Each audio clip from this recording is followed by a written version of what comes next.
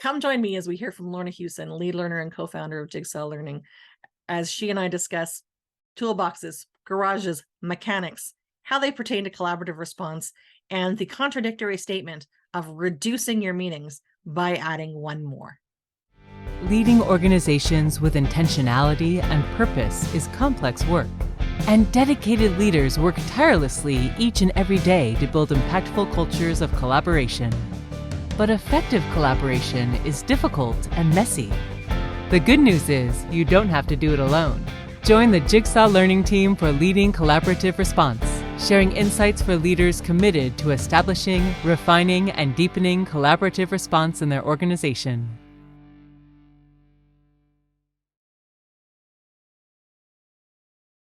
Welcome back to another episode of Leading Collaborative Response. I am Jennifer Ferguson, and I am joined today by lead learner and co-founder of Jigsaw Learning, Lorna Hewson. So hi, Lorna. Hi, Jen. Oh, it's been a while since we've had a chance to chat. And, I'm taking a look at the weather. We're nearing the end of September here as we record this, and it has been a beautiful fall. How have you been enjoying the weather? Oh, it's been just absolutely amazing. You know that I'm a sunshine heat girl. And actually I get quite sad when the fall comes. So I am absolutely thrilled with the fact that I still get to be outside. My flowers are still there. And yeah, I'm just thrilled by the sun and the warmth and the heat in September. But Jen, I'm sure that's coming to an end soon. I'm going to knock wood that it's not going to come too soon. No doubt. I keep wondering if we're going to go from, still the 20s to -20 overnight. Yes. Okay, Yes. I didn't say that. No, I you didn't didn't. say that. You didn't say that. This is Alberta, where you can experience all 4 seasons in one day. Oh, for sure. Yeah.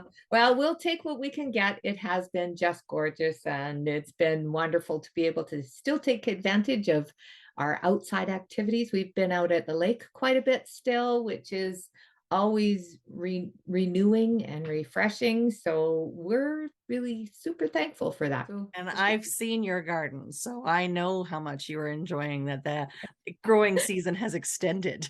Oh, absolutely. So Lorna, you're here today, and our title of our podcast is Reduce Your Meetings by Adding One More, which is kind of a contradiction that we're going to go through.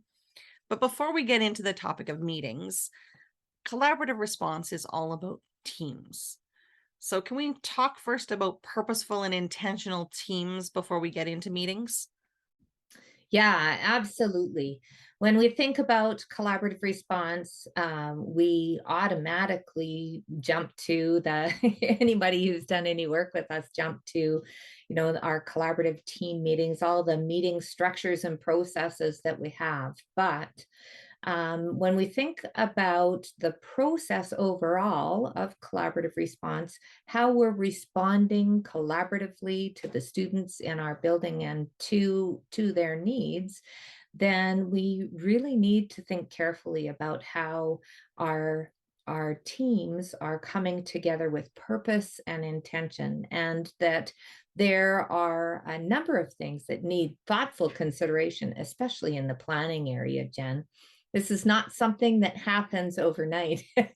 It takes a little bit of time and lots of planning to really organize this well so that your teams are purposeful and intentional. So as we talk about like layering teams within that essence of collaborative response, what kind of teams are we referring to? This was something that we didn't understand when we first started this work, Jen. And we knew early on that we needed to be able to create time and teams to work collaboratively, to truly work collaboratively. It wasn't just about building a schedule and bringing people into the same room and then expecting that, yeah, miracles were going to take place. But it really, we knew that we needed to have a specific structure, and that became the genesis of our collaborative team meetings, of course. So initially, we really focused on just that structure in developing what does that process look like? How do we access expertise around the room and from all the team members who are coming together? Over time, we had a number of, well, and it would happen all the time, actually. Every time we'd bring a team together, we'd inevitably end up talking about a student who had more complex needs. You know how it goes. The stories start to happen, and and we start to talk further and further. And now our 5-minute conversation ends up in 15 talking about one student. And and we got to a place where we went, okay, so this structure of collaborative team meetings is not intended to be a deep dive for one student. It's intended to surface practice amongst the team while providing support for a number of students at the same time. So we kind of got to a place of, we said, well, when we start going down that pathway of storytelling and the long out of our control kinds of scenarios that happen when we talk about students who are really experiencing a lot of challenges, then we got to a place where we said, okay, let's decide that when this happens, we'll say, okay, we know that we need to be able to talk further about this student, but can we do that after this meeting? Or can we do that, outside of this time that we have dedicated for collaborative team meetings? So that was kind of our initial thought about how we manage that storytelling. But besides that, you need to be able to talk about students who have more challenges and more difficulties in specific areas. And so we really began to think about, okay, so then how do we ensure that teachers have a response? So if they can't talk about students in this meeting, then where? And it really had us exploring, how do we set up then the other structures or the other teams that are going to provide those more intensive supports as the needs of students arise.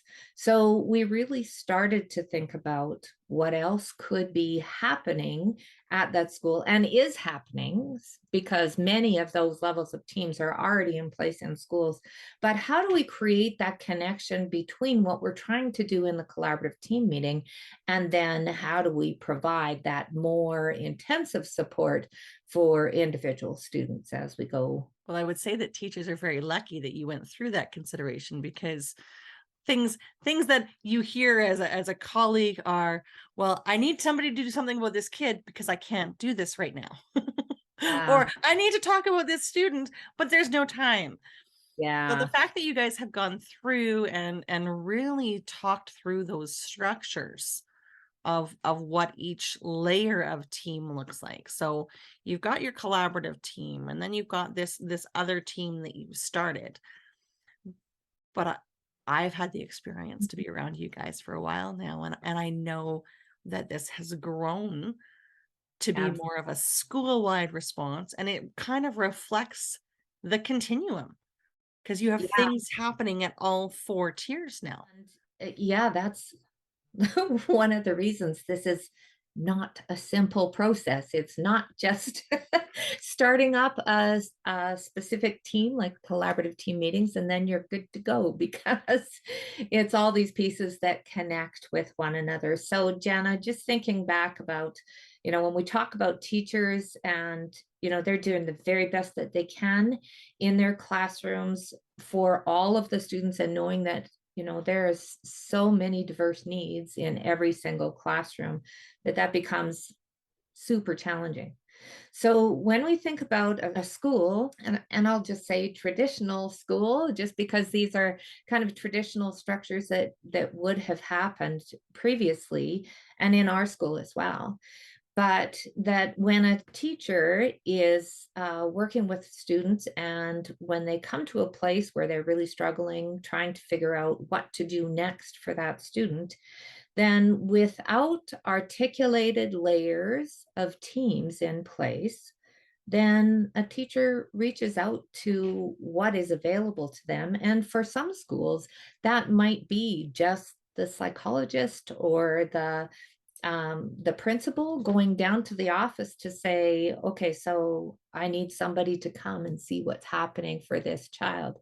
And that might mean then that we have jumped all the way from tier one, from that classroom instruction, all the way up to those intensive supports at tier four. And we know that if that happens often and we don't have those other layers in place, then our external services and our more intensive school support teams and the supports provided at the school level become flooded by all the children who, once they've been identified at the classroom level, we're bumping them right up to that tier four.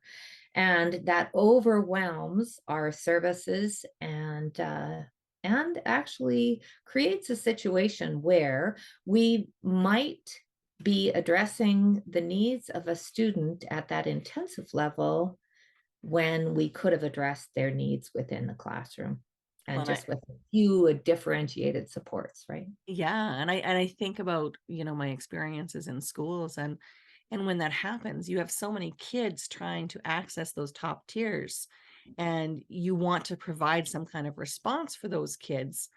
So everybody's getting a little bit of something, but Yeah. it's often not enough to do anything about what the concern's about. So it's not benefiting the students, it's not benefiting the staff who want to do more but are limited in what they have for resources to be able to give them, whether that be time or programming or those sorts of things. Yeah, absolutely. And the other thing, Jen, is that sometimes when we flooded that tier four support, then we remove the chances that kids who actually need that level of support aren't going to receive it because there's too many kids to address at that level if we don't have the other layers in place. So Lorna, talk to me about some of those other layers then.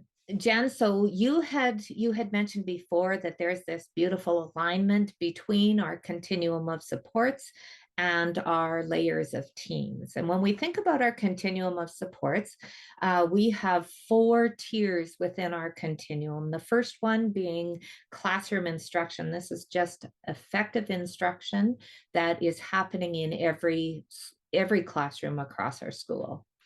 Tier two are classroom supports, and this is what we put in place for some students some of the time.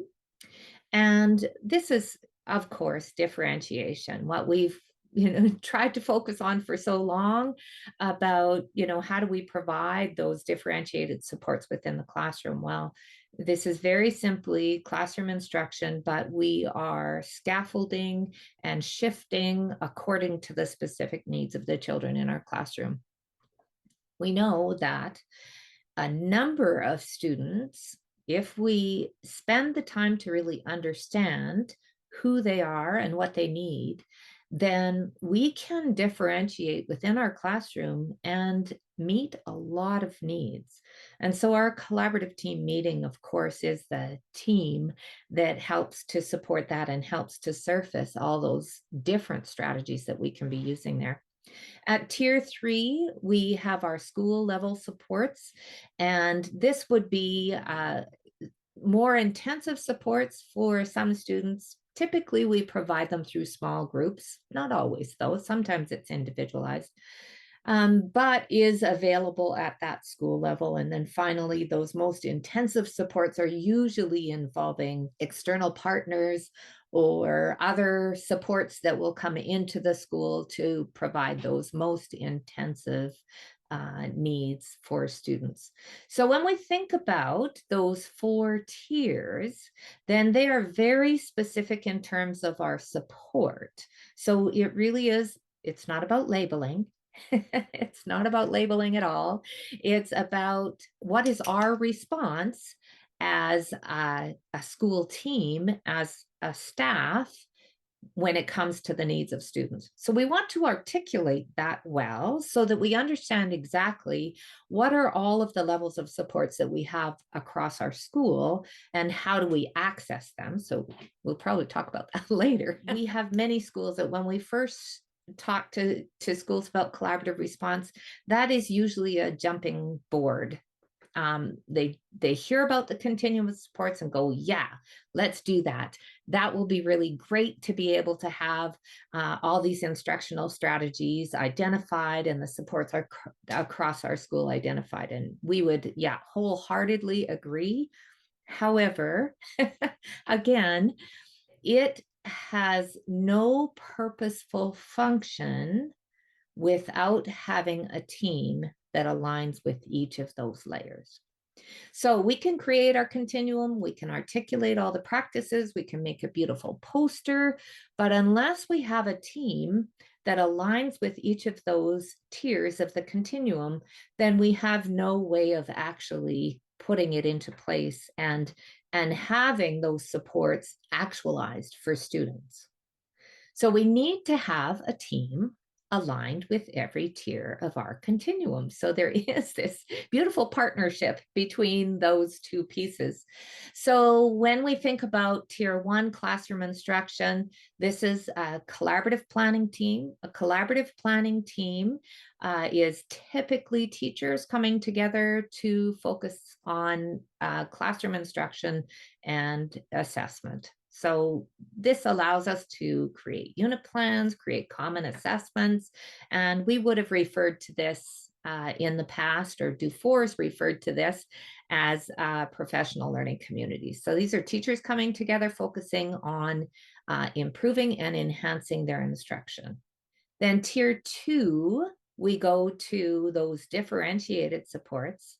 And this is where we introduce collaborative team meetings, which is a very unique structure to collaborative response. And it is not typically found in many schools, and it is a very defined structure because we identify students that are experiencing a key issue. Then we set those students to the side. We brainstorm all the things that we can think of around that key issue. And then after we've exhausted our bank of strategies, then we come back and say, for this student, which strategy are we going to pursue going forward? And then having that follow up within the classroom. So it does 2 things at one time. It allows us to be able to identify students that we are concerned about, but having a conversation about what can we do within our own classrooms to be able to support that particular issue, and who are all the other students that would also benefit from that, from those ideas that are being generated. And the big benefit is that we build our practice at the same time, learning lots and lots of strategies that we can use for those students, but for students that we will experience in the future, or perhaps some students that we have in the back of our mind already. So it becomes this really wonderful experience for teams of teachers to come to those meetings to learn from each other and to benefit from each other, but also for them to share their expertise, because everyone comes to that table with expertise as well. And I heard it described, the collaborative team meeting, as the idea that every teacher is coming to the garage with their toolbox. Yeah. And they're opening up their toolbox and putting all the tools out there. And then after that collaborative team meeting is over, the toolboxes are now in the garage. And instead of being limited to one teacher toolbox, every teacher has an entire garage now of things that they can go to and access. I thought it was a kind of neat analogy. That is just beautiful because we get a chance to be able to share what we know, and every teacher, even teachers just beginning their practice, have ideas to share. And then we have teachers in their 20 and 30 years of experience who have a wealth of information to share. But Jen, this is where sometimes we think that what we do is just typical, and we just make the assumption that what I do is just common and it's not special. But this particular process around collaborative team meetings really allows us to surface even the most simple ideas that perhaps not everyone in the room uses or understands well. So it gives us a great opportunity to learn from each other, but to share expertise at the same time.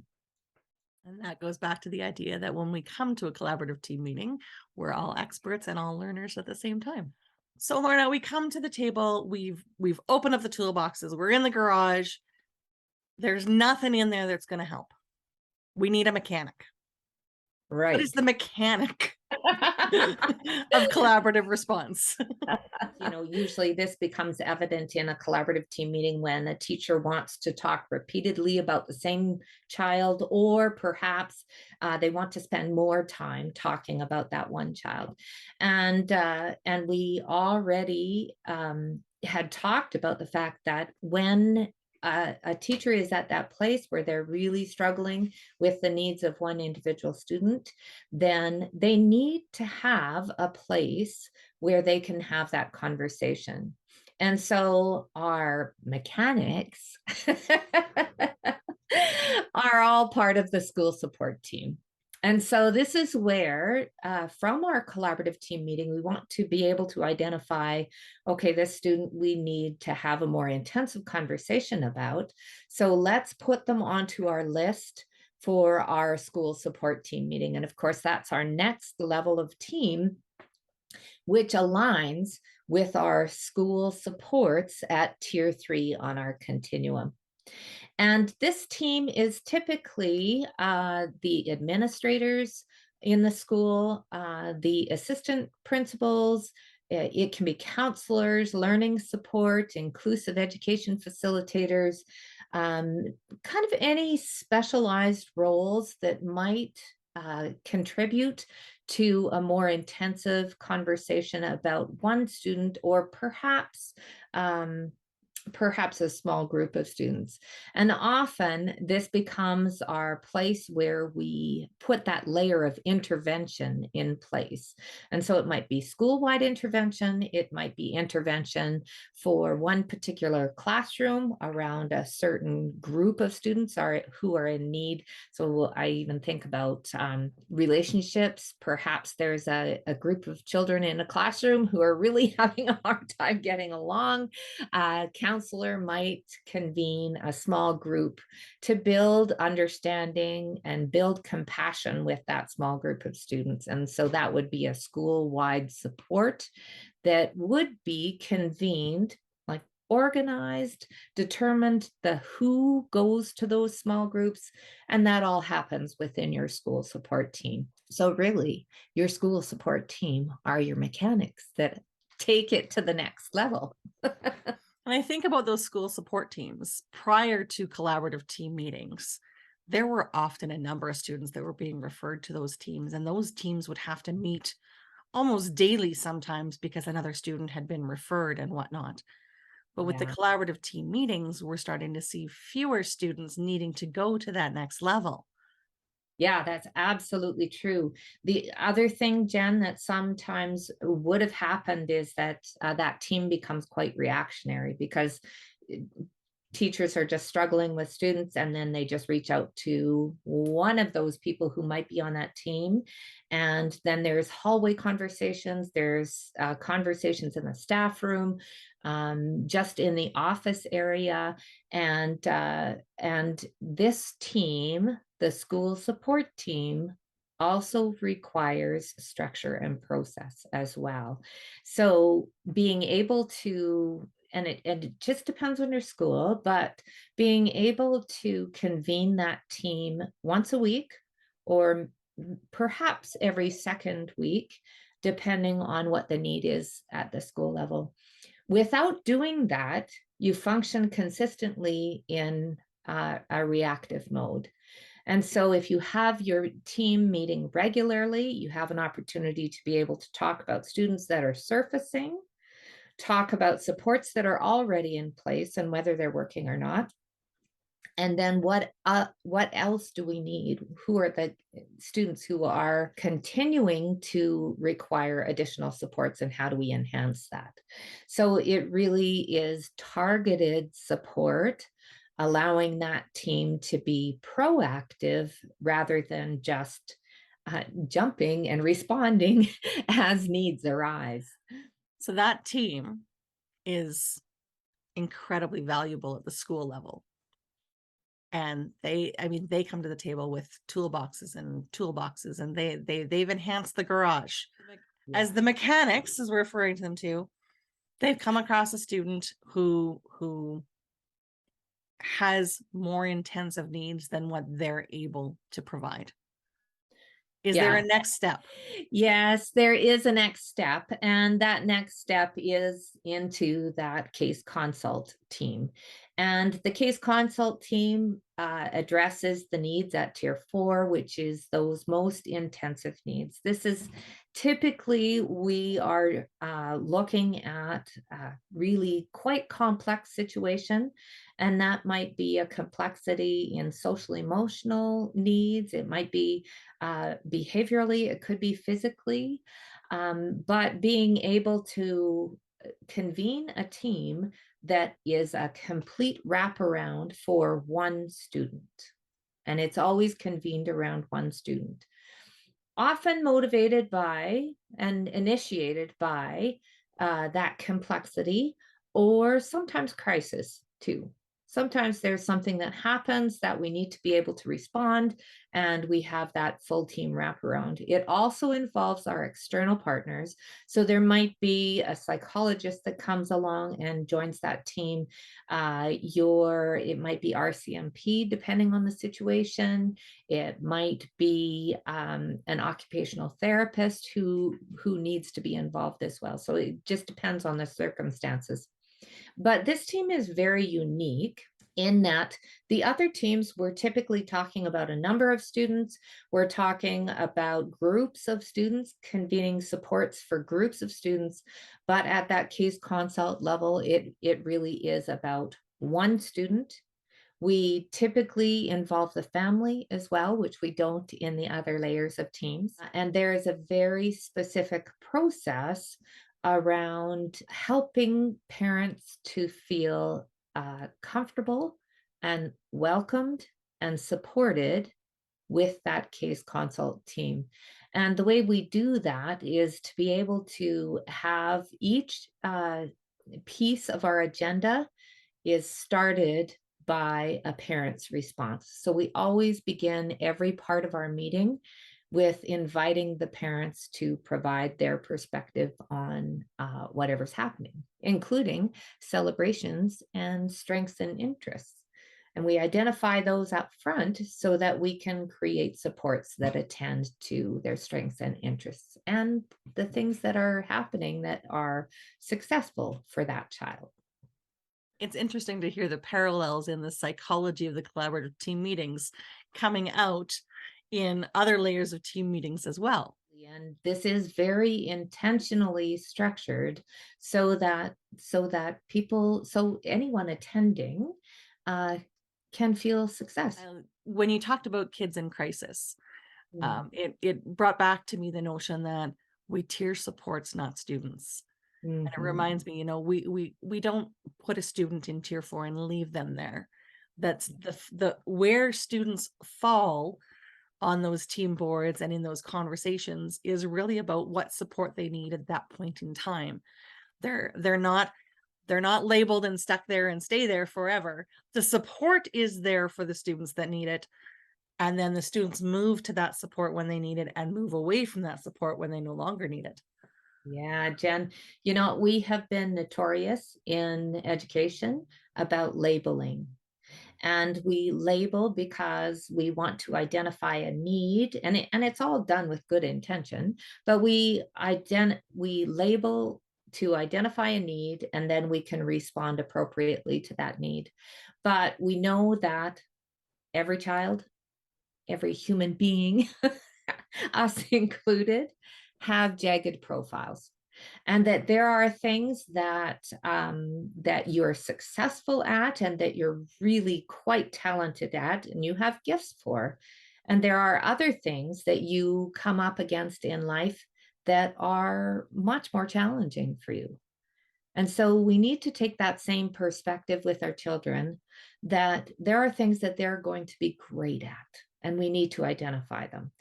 But there are things that they're going to have difficulty with.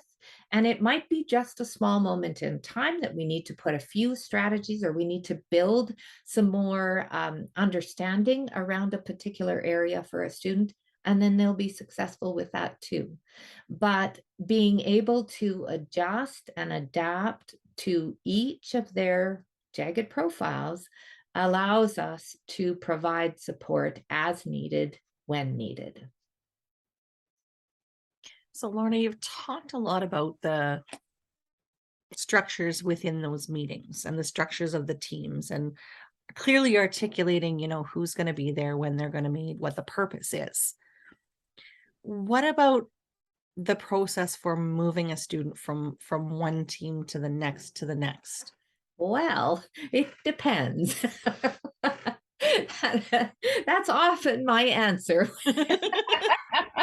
when we talk about collaborative response, because as you know, it truly is designed for the context of the school, the context of the students in that school, and the context of the community. But in this instance, when we think about, those layers of teams are very intentional, and they serve a very specific purpose for each layer.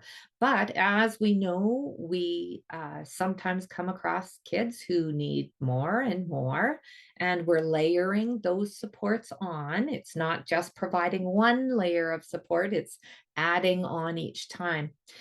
But that means that there needs to be some communication between each layer of team.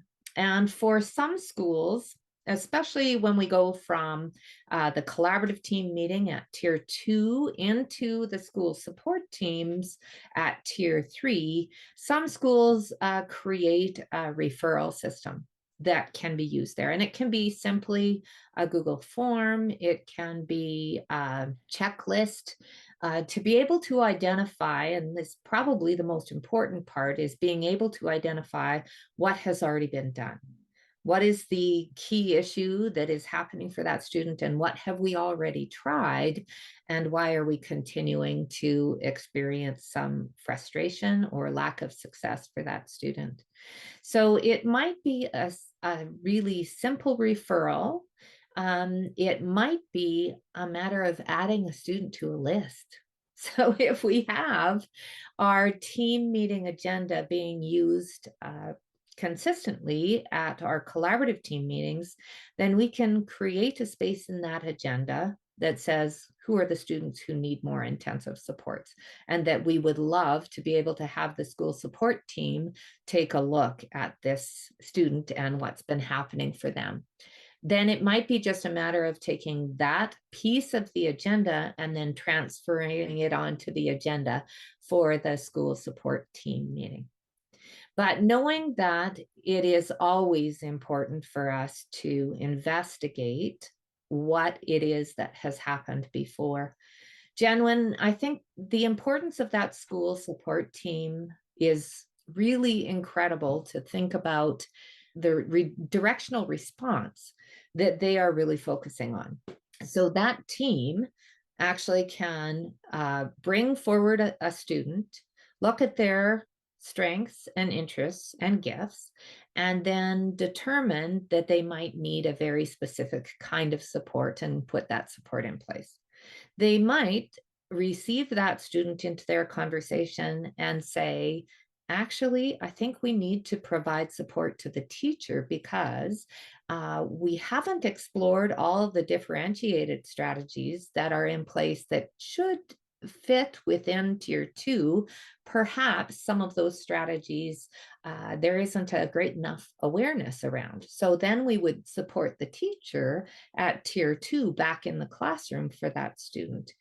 And it might be, wow, we've done a lot for this student already. We do need to involve external partners. So that school support team becomes incredibly important in determining, are we advancing supports or are we actually backing up to make sure that we haven't missed anything that could be important for that student? That's a very eloquent way that you've described their role. Well, they Because really they're a connector now, they right? are. Like they're a linchpin in the whole collaborative response being provided to the school.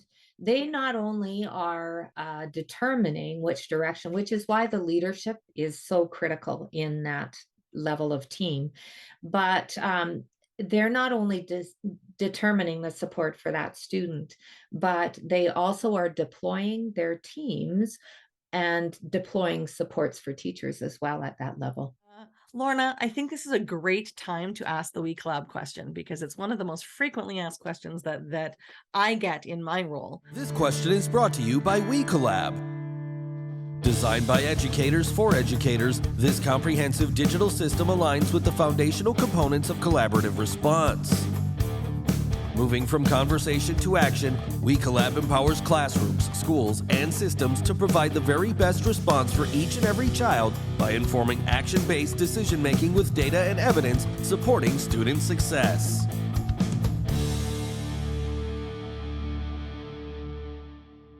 All of these teams that are meeting about students. So you've got the collaborative planning that's meeting about all of the students and planning for instruction. You've got the collaborative team meeting that's happening. We're putting in differentiated supports, the school support team. You've got the case consult team. So as a student progresses through, how are schools ensuring that there's like transparent and responsive communication so that, because it's back to the classroom teacher, how do they Mm. always know what's happening for their students and what responses are being provided? How do we ensure that communication?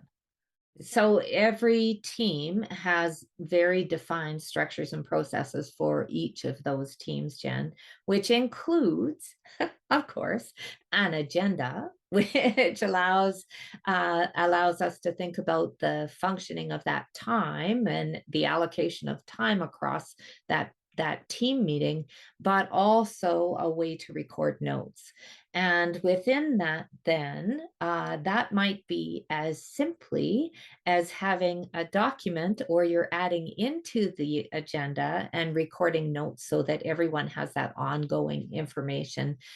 Schools sometimes use an Excel sheet, but of course, WeCollab serves a beautiful purpose there in that we are opening up the software, walking through the agenda, documenting the conversations, documenting the supports, the actions that we're putting in place for each student, and then it goes into the profiles for each of those students and becomes an incredible bank of information on that student, both within the supports that are being tried and whether they're successful or not, but also those strengths and interests and the supports that are really quite successful for students. So it becomes that ongoing information that we continue to build and contribute to within each level of team, whether it's a collaborative team meeting or whether it's a school support team meeting, all using that same system to be able to document and comment on the actions that are put in place for each student. So what I'm hearing is, regardless of the system, document, document, document, and share, share, share. Yes, for sure. So Lauren, I'm going to wrap back around to our conversation here. And we talked about reducing the number of meetings by adding one more and how that's kind of a contradiction. We've talked about the different layers, but can you get into that contradiction and what sum up for me what we were trying to describe? When we first start looking at teams in schools, Jen, we know that people have teams in schools, regardless of whether they've heard of collaborative response or not. But what we sometimes find is that schools need to take a moment, to take a little bit of a pause to do an inventory to determine the teams that they do have in their school and the function and purpose of each of those teams. And we've got a template, of course, that helps you to be able to walk through that process. We sometimes find that there's teams that are addressing the needs of the same group of students. We sometimes find that there is a gap in teams, so that we're missing some students within those levels of teams. So making sure that we have each of those levels. So when we go back to that contradictory statement of reduce your meetings by adding one more, it is that intention around the collaborative team meetings. Many schools already have a process or a structure around teachers planning together. So that's your collaborative planning. Schools have those more intensive teams of school support teams and case consult teams. Within a response to intervention, those two structures have been really detailed and defined. Maybe not exactly the way that we do in collaborative response, but typically schools will have those in place. What we find is that, of course, the collaborative team meeting structure is the one that's missing. And when we have that structure in place, that team in place, then we begin to reduce meetings with the other levels of teams because we're addressing so many needs within our collaborative team meetings. So in that sense, we are reducing our meetings in those intensive end of supports by adding that one structure of collaborative team meetings to fill that space and become the connection between classroom practice and more intensive needs and supports for students. Lorna, as I listened to you, you just filled a gap for me. So PLCs, collaborative planning time, RTI, school support teams, case consult teams, and the mesh and what brings them together is that collaborative team meeting. It's the puzzle piece. It's the puzzle piece that makes the whole picture fit. And that's why that team is so critical. And that's why we work with schools and districts to fill in that space that hasn't been there in the past. So I'm going to bring you back to Lorna, the motto or the slogan or whatever we want to call it that is currently representing Jigsaw Learning. Tell us about it, because it changed last year. And I think the more we talk, the more I understand why. Yeah, we truly believe to our very core that every child deserves a team. We always have talked about, or for a long time anyway, we've talked about having wraparound teams for students with more complex needs. Well, we have a vision that every child not only has that wraparound team, but deserves to have that wraparound team that really knows them so well and that understands their strengths, their interests, and their gifts and talents so that we can use those to be able to provide supports based on their jagged profiles. And so we will continue to share this thinking with schools around collaborative team meetings and about being able to provide a collaborative response to address the fact that every child deserves a team. Lorna, there has been so much in this conversation today, but started out as a simple topic of let's talk about the layers of teams, but really there is a complexity in there that takes some time to unpack and reflect upon. So thank you for being here to provoke our audience into thinking about what's happening in their schools and how they might support kids. Thank you for piecing together things that might already be in practice. And always, your time is so valuable because I know that our partners want to be talking to you instead of you talking to me. Well, it is my pleasure, Jen, and through these conversations, we actually can share more ideas with more people, and the more educators who grasp onto even components of this quite complex structures and processes, then we will see things happening for students across our province, across our country. Yeah, and that's what we're excited to see. Across the world. But I have big visions. Oh, thank you, Lorna. You take care. You too, Jen. See you soon. Ensuring success for all students is a moral imperative for all schools, but it takes a highly coordinated framework of structures and processes to maximize the collective capacity of the team. In collaborative response, 3 foundational components that transform how we respond to the needs of learners, we share an organizational mindset that involves fundamental shifts for schools and districts. Numerous school and district examples, as well as access to a large number of resources, are provided within the text and in the accompanying companion website. Join the growing number of schools using collaborative response to ensure high levels of success for students and staff, stemming from the essential belief that every child deserves a team. As I consider my conversation with Lorna, there are 3 things that really stand out for me. The first one is the importance of context. There is a need for purposeful and intentional teams to be developed and for structures and processes to be defined for each of those teams. But what it looks like in implementation will depend entirely on the context of the school, who the personnel are, what time and resources are available. The second part for me is the alignment of those teams to the tiers of support. Having each layer connected to a tier of support truly enables schools to actualize those supports within their context so that students are receiving what they need to be successful. The third thing is the importance of the collaborative team meeting.